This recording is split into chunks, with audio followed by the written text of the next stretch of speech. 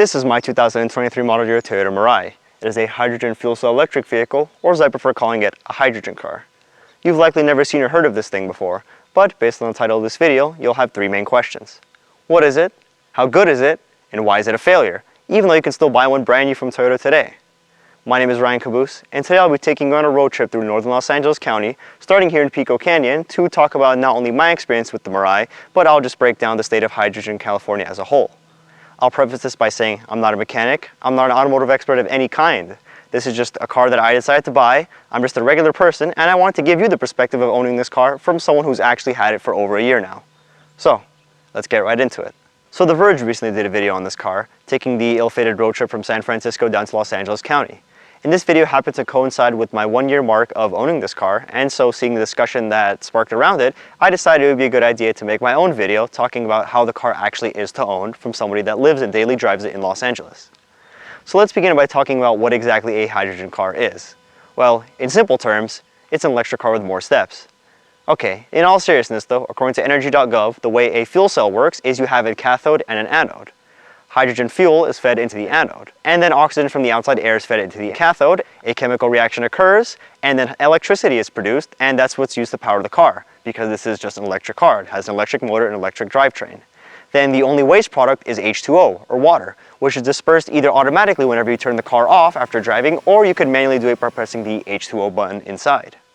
This is also one of the three main fuel cell vehicles you'll still see driving around California, the other two being the Honda Clarity and Hyundai Nexo. Now Honda had the insight, pun intended, to make their vehicle lease only, and they also discontinued production of all editions of the Clarity, including the hybrid and plug-in hybrid editions, in 2022, so those are pretty rare to see. On the other hand, you can still buy or lease a brand new Toyota Mirai or Hyundai Nexo. Now, if you're wondering why I've never seen one of these before, it's because they're only sold in particular regions. California is practically the only US state where you can get one, although they are also sometimes brought into other states like Hawaii and Colorado, although in very limited numbers. Additionally, they are also sold in other countries such as Germany and of course Japan, which is where all Mirais are manufactured by Toyota. However, even in the regions where the car is sold, it's very rare to see one because of the limited infrastructure. Since everything is still in a very experimental stage right now, you don't see a lot of them on the road. However, fuel cell technology itself is far from experimental. In fact, this Toyota Mirai is a second generation model. The first generation was actually unveiled and released for purchase all the way back in December of 2014. This second generation model is pretty much completely redesigned from the ground up with a new fuel cell stack and now a rear-wheel drive configuration to support more range. This is actually based off of the TNGA-L platform, Toyota New Global Architecture L, which, if you're a Toyota nerd, you'll know is the same platform as the Lexus LS and LC. In fact, a lot of this vehicle's characteristics are very similar to a Lexus, a lot more than a Toyota, but I'll get into that later. Let's talk pricing. The MSRP of this car is over $50,000. So how was I able to afford it? Well, let me give you a bit of context.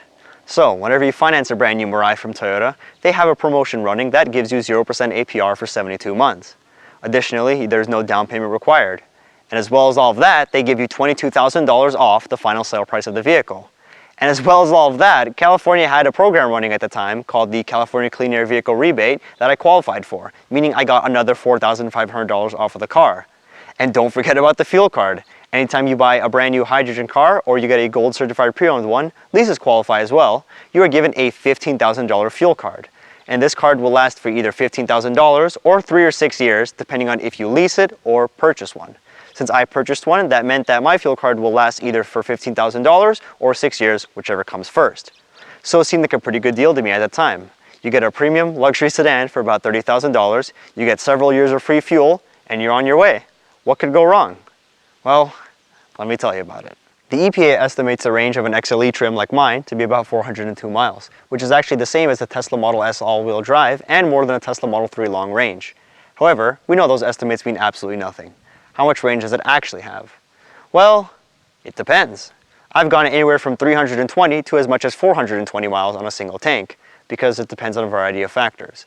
When I first started driving this car, I was pretty new to driving, and so I would accelerate extremely slowly, I would brake pretty slowly, and I would be a very cautious driver. But as time went on and I got more experience, I not only did a lot more driving, especially as of the last few months, but I've also started accelerating faster and, just being more experienced on the road. You tend to drive a lot faster than you would whenever you first started off. And so my range has dropped over time. Whenever I would just drive to school, to work, and back, and nothing else, and I would drive pretty slowly, I would get easily 400 miles of range on a single tank. Nowadays, like with a trip like this, I get as little as 320, sometimes 330, really depending on what roads I'm taking. If you take Angeles Crest Highway or any sort of inclined roads, that's going to hit your range a lot, especially if you're constantly accelerating and also braking hard for corners. And of course, your regular electric car things, running the air conditioner decreases your range. Hard braking, accelerating decreases your range. Running cabin heat also decreases your range. It's just something you get used to with an electric car. So then what's the point of getting a hydrogen car if it's going to act exactly the same as an electric one? Well, let me show you.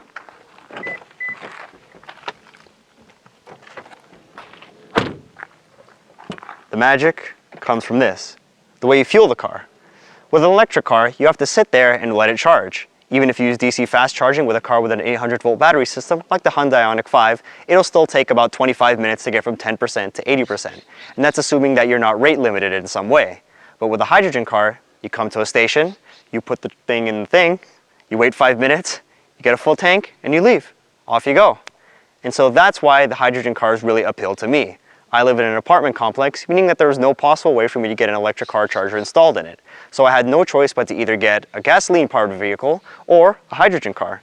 It just made a lot of sense to me. I can use it in the same way as a gasoline vehicle, but I also get the advantages of electric. No emissions, quick acceleration, comfort, and things like that. Unfortunately, however, that big upside ends up becoming one of the car's biggest downsides, which is something I'll get into later. But for now, let's move to a new location, and let me talk about how the car's actually been to drive over the last year.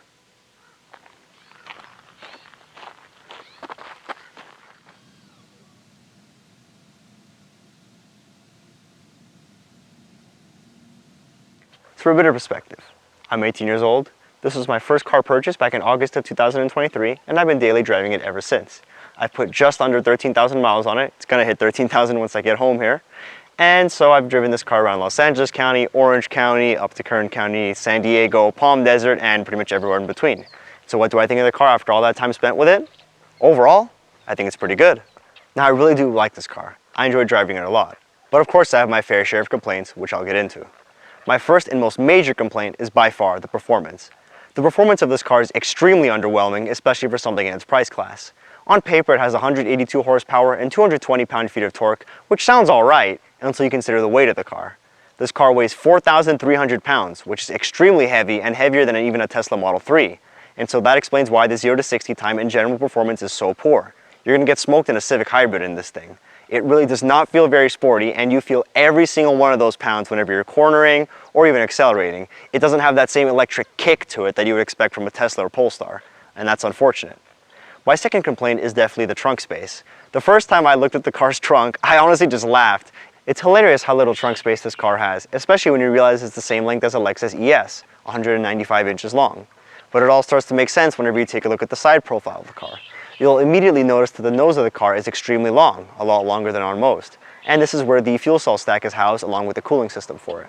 So it makes sense. And this also has to do with the third complaint I have about the car, which is the rear seat space. The rear seats are extremely tiny, a lot more similar to a Lexus IS instead of an ES. And also it means that you cannot really fit 3 adult-sized humans in the back. Trust me, I've tried. No matter what, everyone's going to be uncomfortable, especially the person in the middle. That's because they have no footroom as well. The place where normally you would have the transmission tunnel in a gasoline-powered vehicle is instead taken up by one of the 3 massive hydrogen tanks in the car. And so you just have a huge, ugly cutout in the middle, and so whoever's sitting there is not going to have a good time. Additionally, I have to question some of the material choice of the car, on the interior at least. Most of it is pretty good, but then of course they just had to include piano black, the worst material ever invented.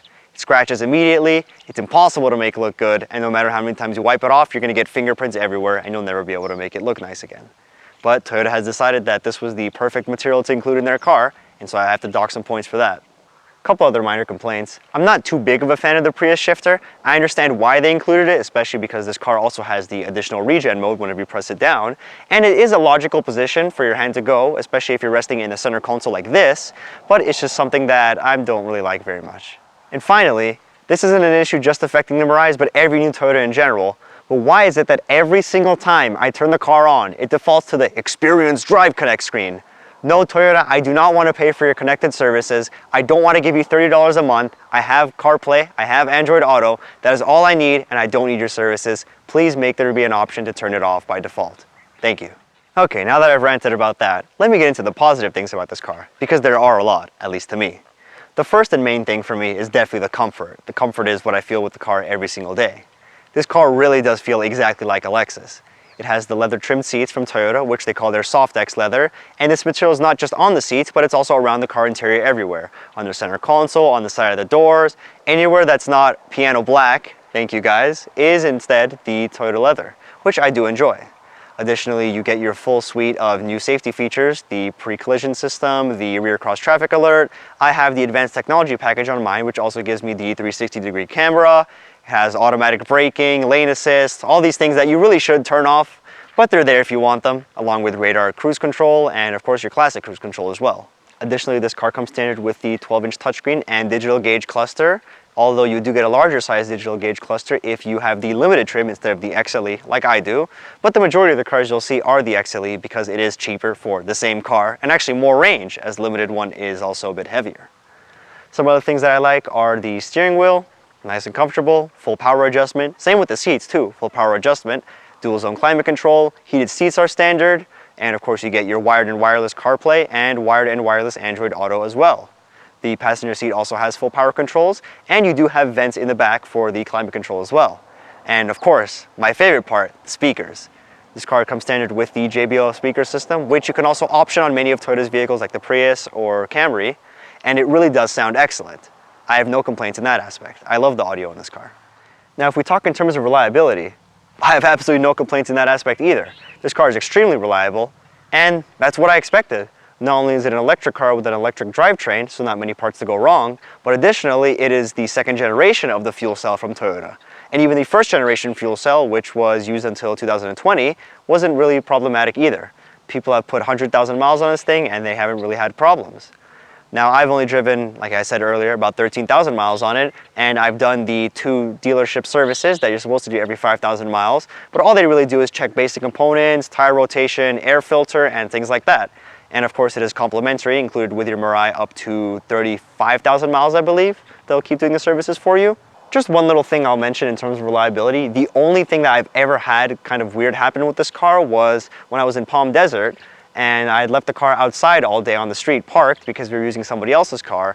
And then I came back to it at about 5 or 6 whenever I was going to go to the store to pick up some food. And then whenever I tried to turn the car on and put it into gear, the ready light kept flashing on and off, and the electronic power steering light came on, the warning light, not the red one. And then after about 5 or 6 seconds, it turned off and it let me put the car into gear, and nothing happened since then. And the same thing did happen again when I was leaving from the store. I turned the car on, the ready light was flashing. Instead of staying solid green, the electronic power steering light came on. And then after that day, it hasn't happened since. I'm just assuming it was something to do with the heat because the car was left outside all day. It was over 120 degrees and it was very high humidity. So that's the only weird thing I've had happen. I talked to Toyota about it. They told me that there was nothing wrong. I don't see anything wrong because I haven't had that happen since, so I'm just gonna ignore it, but I thought I'd mention it. And so to conclude, none of the things I've mentioned were really deal breakers for me. The car has a lot more positives than negatives in terms of how it is as a car, and so I've been enjoying it so far. But of course, we do have to get into the massive deal breaker of this car and why I ultimately think it's a failure and can't recommend it. So let's move to the final spot for today.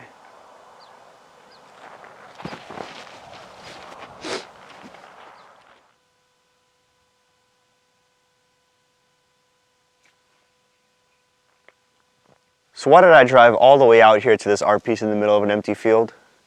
Well, not only do I think it makes for a good shot, but I think it's a good point of contrast to the ugly truth behind this car and why I ultimately deem it a failure. And that's of course due to the fueling infrastructure. The fueling infrastructure is in a very sad state currently in California. There's supposed to be about 50 available fueling stations, which is already a complete joke compared to not only the amount of gas stations, but the amount of electric car charging stations as well. But to make matters even worse, at any given time, half of them are down. Bad infrastructure means little to no capability of driving outside of densely populated areas. You're covered in Los Angeles County and Orange County, but the second you step outside of those areas, you have nowhere to really go. Now, of course, Toyota does give you the 21 days of complimentary car rentals, and they will reimburse your fuel costs as well. But here's the thing, I'm paying to drive a Mirai, not a rental Camry. This is just a bad band-aid solution to an overarching problem that no one is addressing. Not Toyota, not the governing bodies, and of course, definitely not the station operators. Speaking of which, let's get into a bit about the station operators. There's 4 of them here in California: Iwatani, Shell, Air Products, and True Zero, and all 4 of them have their own problems. I'll start with Shell. So back in 2020, Shell made an announcement that they were going to be building out 48 new hydrogen stations here in California. But then in February of this year, they announced that they were canceling those plans, and they were also going to cease the operation of every single one of their hydrogen stations, except for one that's left in Torrance, because that station runs directly off of a hydrogen pipeline. However, this causes a lot of problems for Mirai owners, especially those living in San Francisco. Those in San Francisco were now left with 0 fueling stations for their vehicle, meaning they had no choice but to give their car back into Toyota and instead receive a permanent rental. Now they do get their gas costs reimbursed, which sounds good in theory. However, you have to remember that they still have to pay for their Mirai, meaning that they have to pay for a car that they no longer even own or drive. When it comes to True Zero, much like Shell, they've shut down about 7 stations since I bought the car last year. Additionally, True Zero has the most expensive stations, and also I'd say probably the most unreliable ones. However, they do have the most amount of hydrogen stations available in Southern California, and they're also building out new ones from time to time. For Iwatani, their biggest problem is that they're currently in the middle of a lawsuit that they're dealing with, and so that means a lot of their stations are unavailable. And even then, they don't have very many to begin with, pretty much no stations in Los Angeles County, so they're not a major player. For Air Products, I like visiting their stations, however their biggest problem is that they have not enough pumps to meet the demand. Air Product stations only ever have 1 pump, and especially for the one in Santa Monica, this means a lot of waiting. I've had to wait for 6 or 7 cars before at the Santa Monica fuel station for Air Products, and it's not uncommon to arrive at a station and the car that's there has just used the rest of the fuel that's remaining, and you have to wait until a truck brings in more hydrogen fuel and you can refill after that. And that's just the problems with the individual station operators. When it comes to stations as a whole, there's a multitude of issues, including cards not working when you swipe them, having to wait 10 to 15 minutes between fills due to overheating, thinking you're getting a full fill from the machine, but then whenever you check your car, you got shorted 40 to 50 miles, having to wait for 5 or 6 other people to fill up before you, a pump being completely broken, or my absolute favorite one, whenever you check on the website, it says that a station's green, online, ready to go, and then you show up to it, and just as the person that was filling up leaves, it breaks down on you. This only has happened to me once, but there's many documented cases of it online. The thing is, the infrastructure is just not capable of supporting the demand, which is sad considering how little demand there is for hydrogen currently. There's not very many of these vehicles sold, and even less of them being actively driven on the road, and yet somehow the infrastructure is not there to even support this little amount of vehicles that there are on the road. And that's just sad. Now, the Biden-Harris administration did announce that they were going to put $62 million into a plan to support America's growing hydrogen industry. However, this plan appears to all be for industrial use and will likely never translate to light-duty passenger vehicle use like with the Mirai, and that's unfortunate. There just really is not any incentive structure from the government to allow for building out more of the hydrogen stations for fueling light-duty vehicles. And Toyota's not taking the responsibility upon themselves either. It's just walking away and letting the station operators handle it, which is not at all what Tesla did. Tesla took the time to actually build out the supercharger network, and that's why their vehicles were so successful. But that's just not what Toyota is doing. It's instead walking away and selling people more vehicles with false promises. And here's the thing. I could look past all of that, if not for the one final straw: the price. The Mirai's full tank holds 5.5 kilograms of hydrogen. How much do you think hydrogen costs a kilogram? $10? $15 maybe? $36 per kilogram is how much we're paying for hydrogen. That is more than double the price of 91 octane gasoline, and that's in California, where 91 octane gasoline is about $5 a gallon. That means I am paying $190 for a full tank for this car. That is more than an F-250 Super Duty, that is more than a Dodge Hellcat, and that is completely outrageous. Back in 2021, the fuel prices were about $12 to $18 a kilogram, meaning that it was very comparable to gasoline prices at the time, and the fuel card that you got with the car could easily last you 5 or 6 years. And then True Zero decided to increase the pricing to $20, $24, $30, and now to $36 a kilogram. And that's where it's been stuck at for over a year. Thank you, True Zero. And what's great is, once one party's price goes up, so does everybody else's. Air Products is now $29.95 a kilogram, and Shell is now $27.95 a kilogram at the one remaining station. And if you're lucky enough to get to the super secret Iwatani Riverside station, then you get a low price of $19.99 a kilogram. an absolute steal compared to everybody else.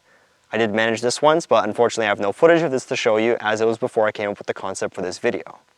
But I have no choice but to pay the True Zero tax the majority of the time, because where I live in northern Los Angeles County, there's only really True Zero stations. The only time I get to fill up at anyone else is if I'm driving down to Long Beach or Santa Monica, which is not something I do very often.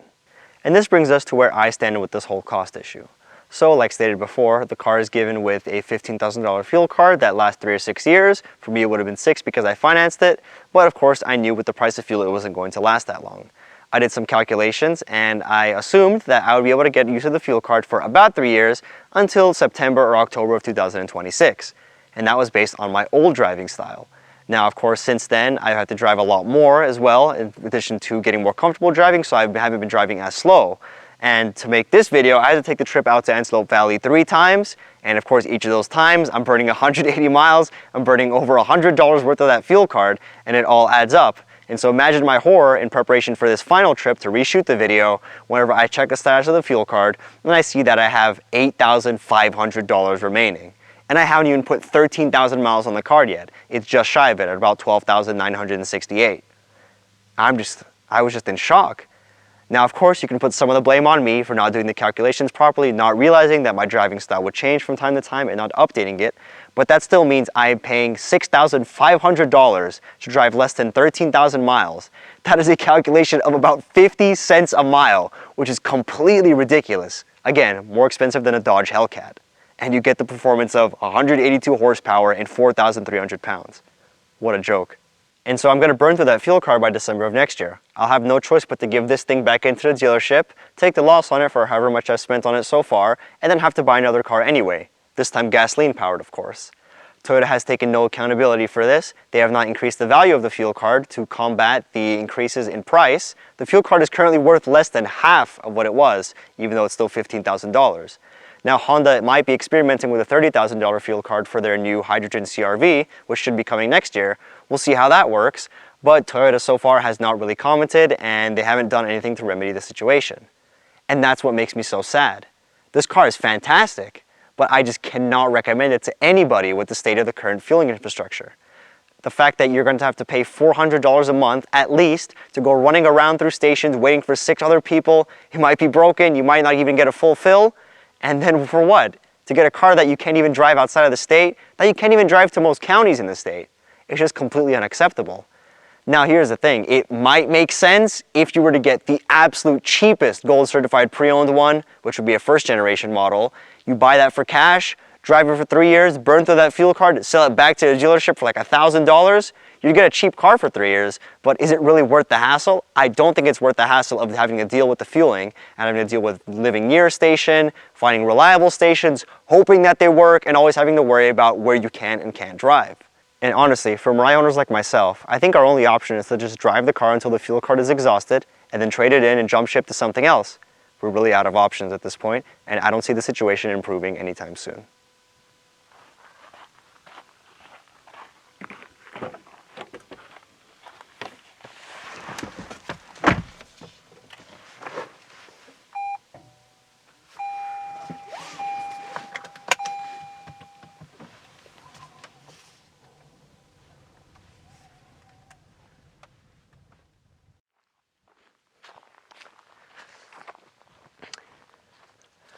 Well, I only have 1 minute of record time for this outro left on the SSD, so if you stayed to the end or if you skipped to the end, thank you so much for watching the video. It really does mean a lot to me because it took a lot of effort for this. I had to re-record this video entirely. 2 weeks ago was the first time I recorded it, and then I had to scrap all that footage, re-recording it now 2 weeks later on the 27th.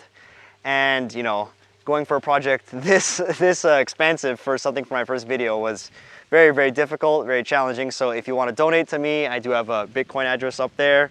You know, I filmed this whole video myself on the Sigma FP with manual focus lenses, which was very, very hard, trying to manual focus on stuff and stand in the plane and hope I'm in focus. I don't know, I hope the audio is okay too. I won't find out until I get home, and I'm out of storage space. So thank you for watching, and maybe I'll make a Fujifilm X-S20 review / documentary thing later. I don't know, we'll see.